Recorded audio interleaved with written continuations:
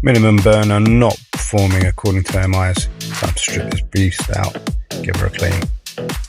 Air intake pass, max reading pass, and a big fail for the minimum. Electrically isolate the boiler and isolate the gas too. Remove the flue manifold and remove the air intake. Undo the gas, loosen and remove the burner seal screws. 8 in total.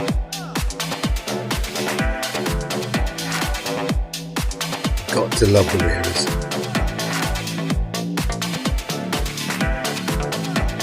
Remove the electrical connections from the gas valve and don't forget to remove them from the fan, one right at the back.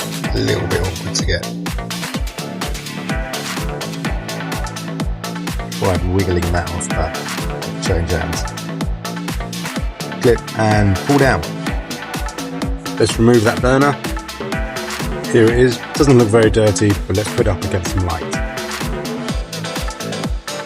You can see the partial blockages. This was causing the issue in the first place.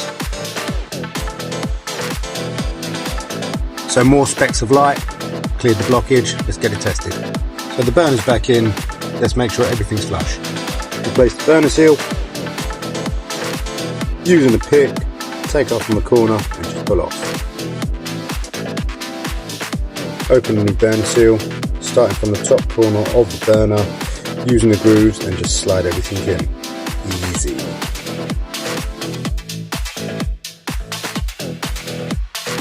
Bosh. Fit everything in reverse order.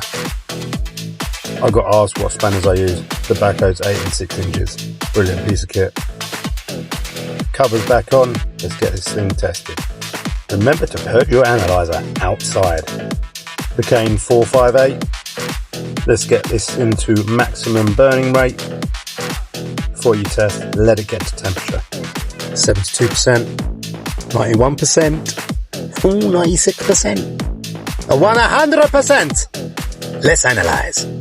Check the air integrity. Products of combustion at high rate.